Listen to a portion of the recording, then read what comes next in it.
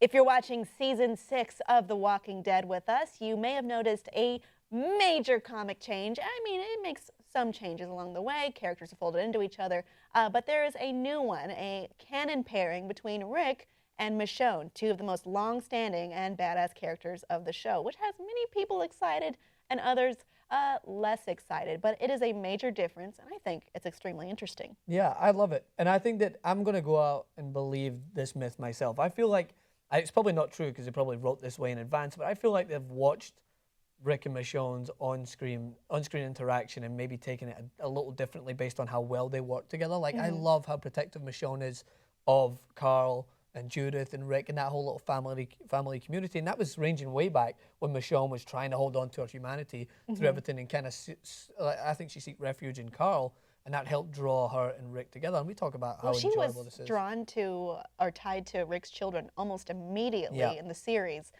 due to the basket of baby supplies when she was introduced. Prolonged eye contact between the two of them. She has been a caretaker for the children, and they've been something that have reattached her to humanity. If you remember her flashback episode in which she had a child and she had a boyfriend and she had like a family.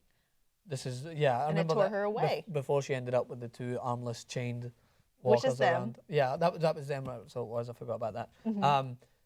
I mean, we talked about this on our reviews on What the Flick. I loved this interaction, and I loved how quick it was. Because we talked about this. Quick. You don't think it was? I think it's been simmering. I mean, we have her getting shaving supplies for him and convincing him to shave, and them kind of being confidants in each other. Yeah. When we're, talking about plans for Alexandria and before that even. Yeah. Well, when you put it that way, yes, I think that it was coming. I mean, how quick it came to how serious it was, right? So when she talks to, when that scene in the last episode when Rick talks to Carl and says, it's different. Like, he's got no time to waste. And I've talked about this when we did the review.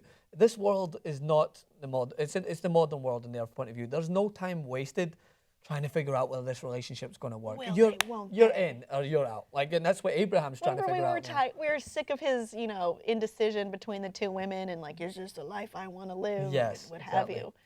I didn't really appreciate that interaction, but I am really interested in this one. And it is a major change because, as comic readers could say, Andrea is the love interest of Rick in the comics, and she's still alive, and she's very different, her characterization, besides the not being dead part, which is that she's one of the biggest badasses.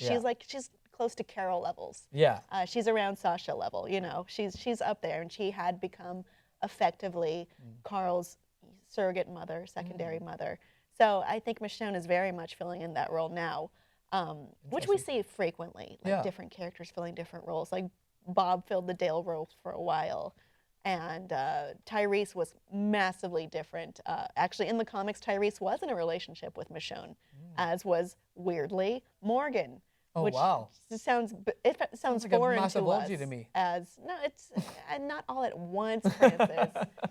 You can have different boyfriends in your life. Well, we know that this is not new to What the Flick viewers, and probably maybe should be not new now to Nerd Alert viewers. I didn't read the comics. And I read them and I stopped reading them. I remember we were talking about it. And haven't you enjoyed the show a lot much more now that you don't really know what's coming ahead? And because there's no precedent for me. Yes, exactly. And that's what makes it enjoyable for me. There's no expectations. Yes. Which is helpful in a series with a lot of episodes that are not so interesting. Not so interesting. You hit the highs and you hit the lows. Yeah. So this helps me get through the lows at least. Yeah, but overall, I think I like the headline of this as well. This was the best change yet. And I think this was a necessary change for the season as a whole. I think that it signifies what the message is going to be going forward, that there's no waiting anymore. Like, Abraham is following the same trait. He's thinking to himself, okay, I'm in a relationship with Rosita, but I'm kind of interested in Sasha. She's not interested in him. Yeah, she's not interested in him. Apparently, maybe she could be, but she's trying to protect herself.